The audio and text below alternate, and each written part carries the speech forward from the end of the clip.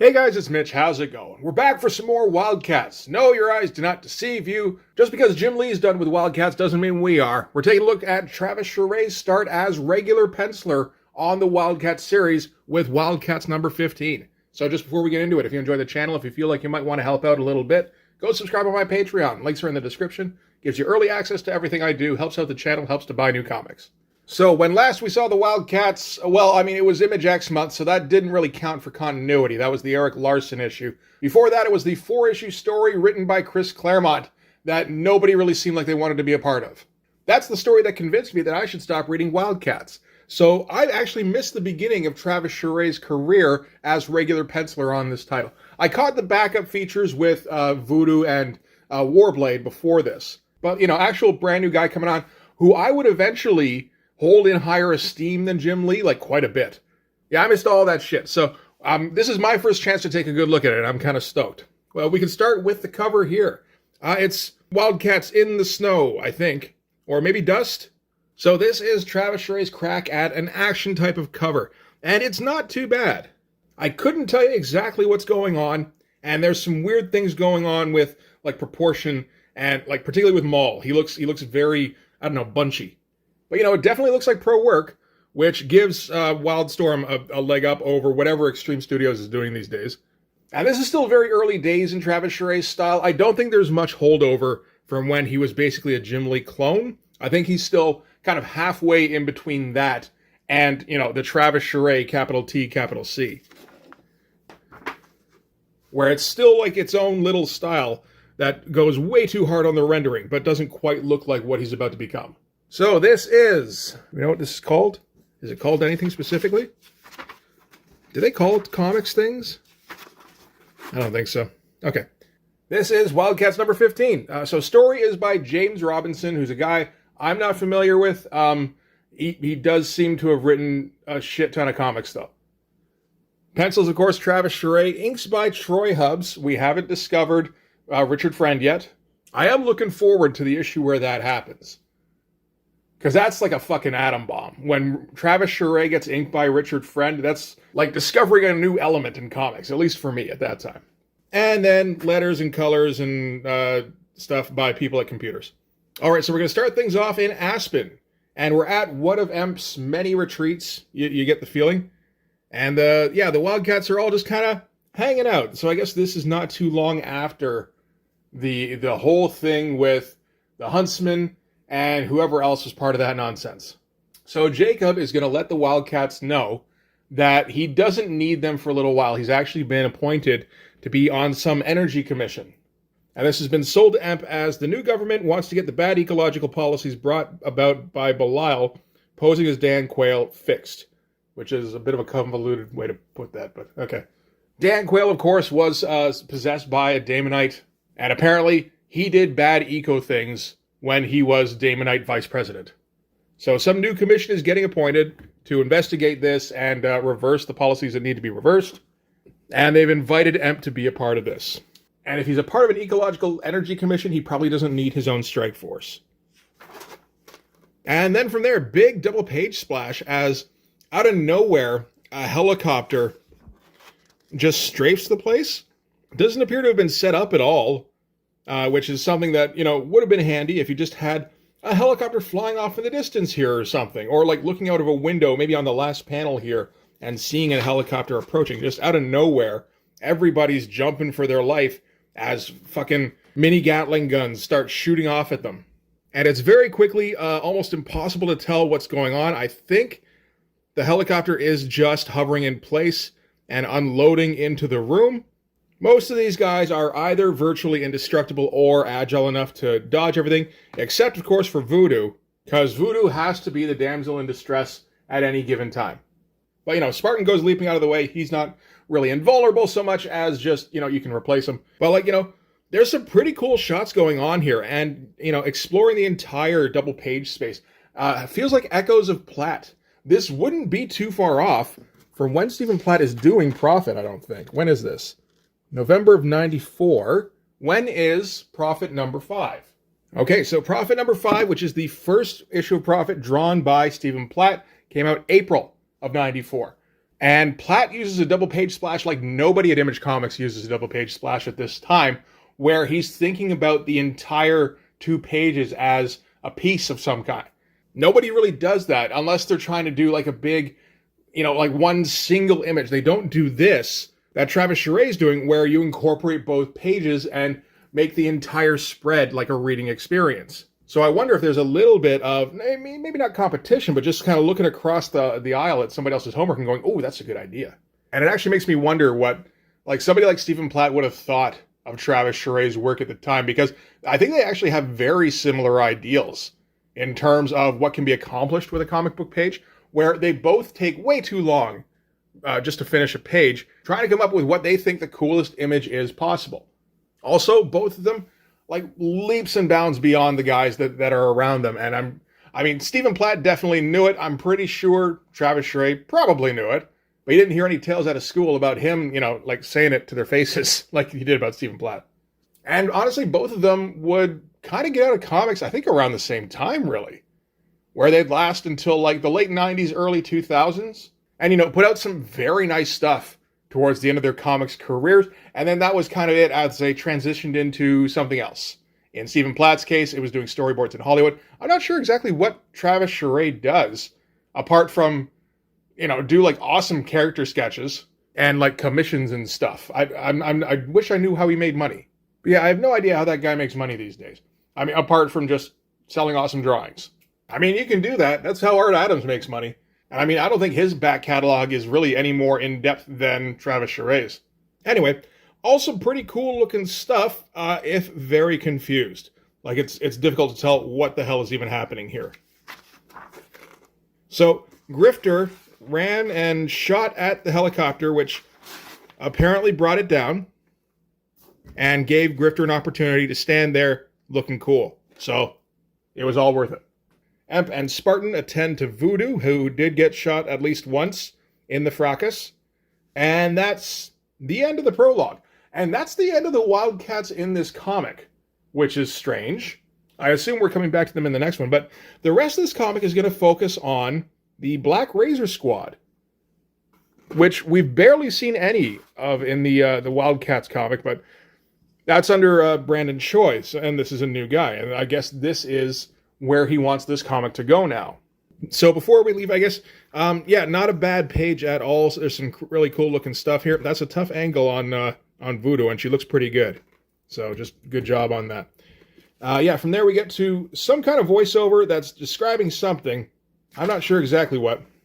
But yeah, this is going to be the leader of the Black Razor Squad. So the Black Razor Squad were working for IO, International Operations. They were kind of a special forces hit squad that, I think they showed up in Wildcats #2, and that would have been about it up until this point.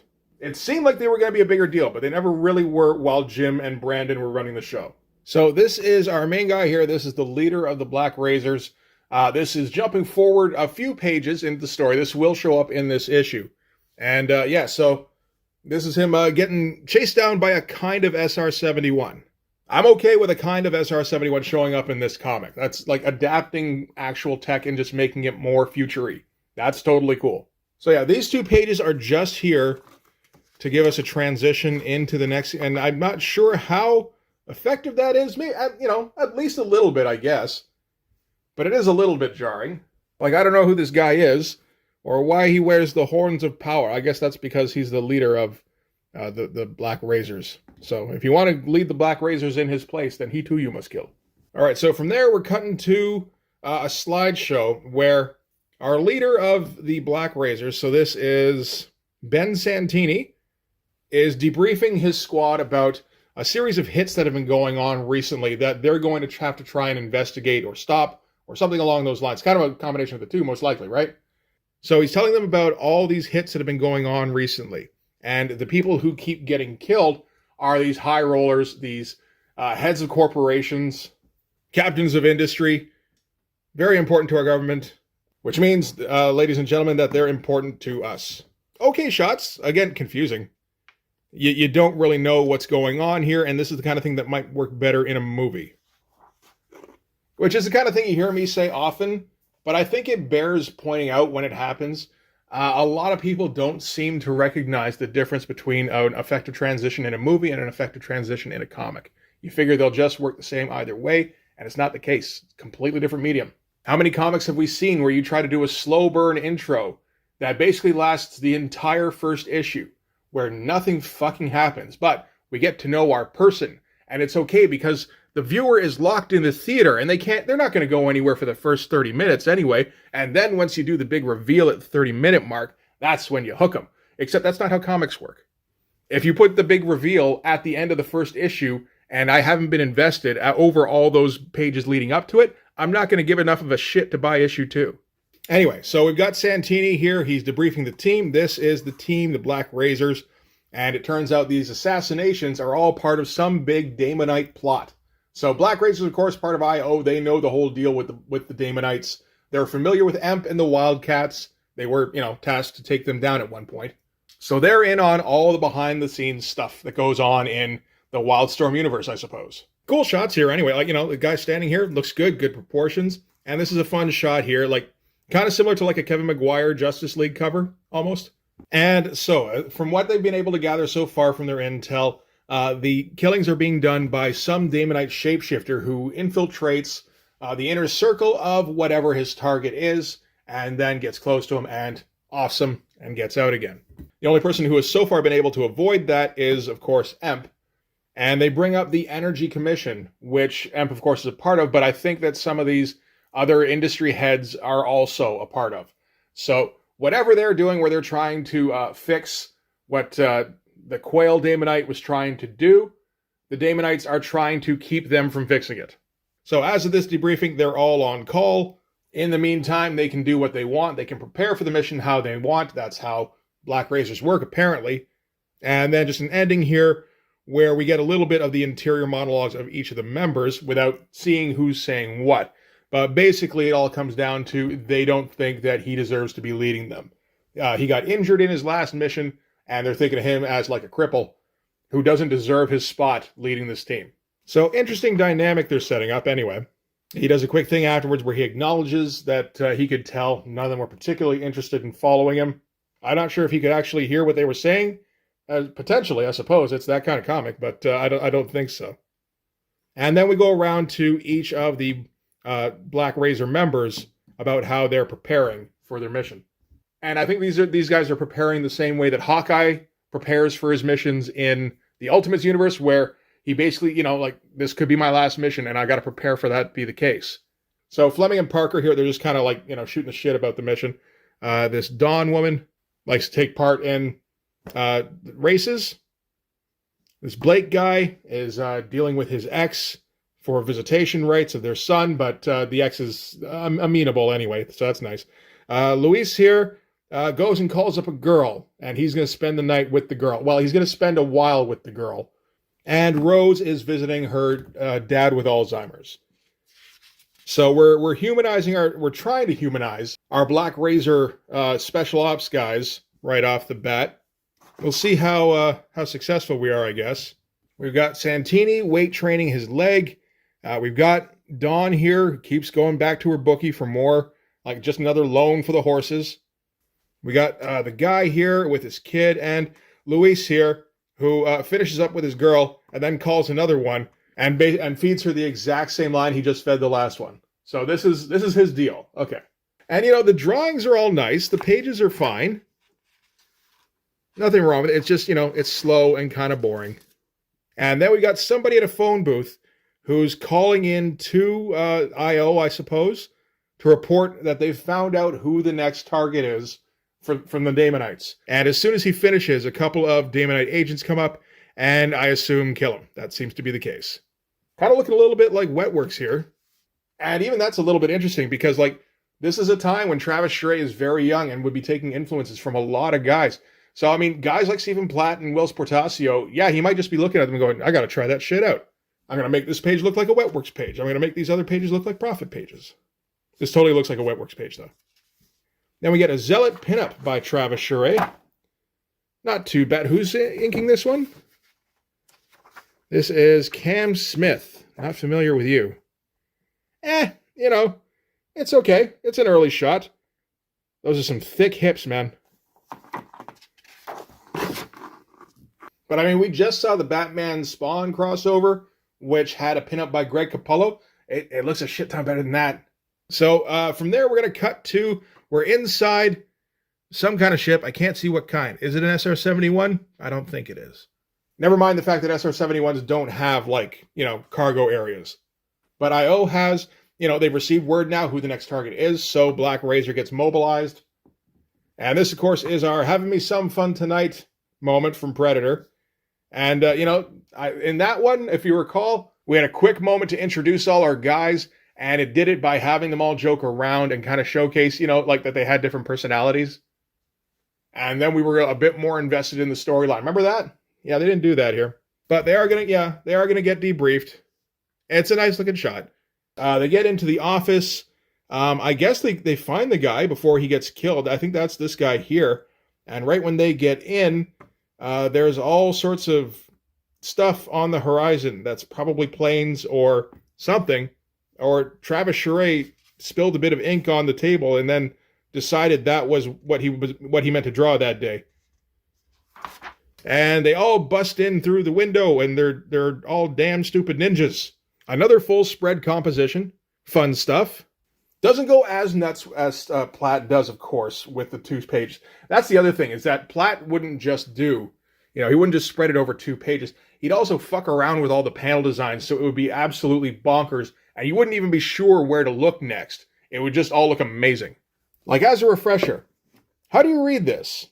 I don't recall. I'm sure it made sense at the time, though. So anyway, ninjas bust in through the windows. Well, they're Damonite ninjas, of course. And the Black Razors have to take them all out, which they seem to be able to do fairly easily. One goes for the Daniels guy, that's the target. And so Santini jumps him and throws him out the window. That's all right. This panel up here looks pretty fun. The rest of the stuff, it's okay. It's more about the fact that he used a full 2-page spread than what the actual action would have looked like. So they go flying out the window. Santini grabs onto a flagpole. Do they do that where they just have flagpoles hanging out? Like, on like sides of like regular ass buildings? You always see that in like movies and shit. Anyway, we get our shot that we opened this scene with Santini dangling from the flagpole while the pseudo SR-71 hones in on him shooting. So that's cool. Actually showed up. And he waits for it to get close. And he ends up kind of hanging off the pseudo SR-71 fins. Like the flag caught on it somehow. I don't know how the fuck you do that. But yeah, that seems to have happened. So he's dangling from the engine of the thing. And he's able to swing up into the cockpit of the jet. That's how gravity works. Fuck it, if we're going in that direction, why not? So long as it makes for some cool visuals, which we got a couple here, the swing up. It's completely confusing as to what's even fucking happening. But that's kind of what's going on a page-by-page basis, so, I mean, at least it's looking cool while it's being confusing. Yeah, the big smash in here, and smashing into the cockpit has, gathered the attention of some of the pilots here. These are the Damonites, and they're going to deal with him directly. And then we cut back to the rest of the Black Razor squad protecting the Daniels guy, I think. But yeah, these are looking a fair bit better. There's some cool looking action going on, like framing the guy here so you know what you're supposed to be looking at. That's always nice. Yeah, decent stuff. It's never a good look when you have all sorts of word balloons going on and then you have a blank one. Where it's like, I'm not even sure exactly what's happening. I'm just going to hope that the reader didn't notice that I stopped talking for a moment. All right, so on board the Damonite ship, Santini gets confronted by one of the Damonites, so he blasts him. I was lucky. I'm not sure how exactly he got the drop on the Damonite. That seems like it shouldn't be possible. And then he blasts all of them. There's like 4 or 5 of them, and he takes them all out what feels like pretty easily. Meanwhile, his team is back protecting the target, and they're complaining about the fact that they can't find the guy. And he seems to have, done a runner on him. So the Black Razor team keeps protecting Daniels, and I think this is still Santini finishing off the Damonites. That seems to be the case. And he's going to have to jump out of the pseudo SR-71 if he wants to survive. Fun shots, still confusing. Again, better than clear, boring shots sometimes. Not always, but sometimes. And big sploosh, shloosh, rather, as the plane lands in the water. And it doesn't seem like he made it, judging by the symbols, but then he's floating above ground. So yeah, I guess he did make it. And then they get rescued by some, I assume, IO, like basically SHIELD helicarriers kind of thing. Santini asks if any of them were questioned. He's advised that they were programmed with some kind of auto shut-off, so their minds just kind of blinked out when they were captured. Except for one whose program didn't quite work, and Fleming got to him and apparently got some information out of him in not Geneva-friendly kind of way. So Fleming was the first one. Okay, so he was one of the ones that really didn't have anything to do in between missions. Because he just likes beating things up, I guess. All right. So they find out where the next hit's going to be. The reason the Daemonite shape-changer wasn't used here was because he's already installed himself in preparation for the next killing. An oil emir, a meeting between him and other energy leaders, including Jacob Marlowe. And for the meeting, where the target is the oil emir, the assassin is posing as one of the Wildcats because they're going to be accompanying Jacob to the meeting, I suppose. And everybody is tense to end things on. Nice shot. And that's kind of it for the issue. We get a little bit of fan art at the end here. That's always fun stuff. And a Team 7 ad, and yeah, Raw is War. Okay. So that's it for Wildcats number 15. That's, as far as a read goes, it's not really the best. I have to think the style change was a big deal, though, because, I mean, that is a huge change from Jim Lee or Eric Larson. It's interesting seeing what's going on with the writers around this time. So, you bring in a guy that he's going to get a bit of a run on Wildcats. I think he just gets like 5 or 6 issues to kind of set things up before Alan Moore gets brought in.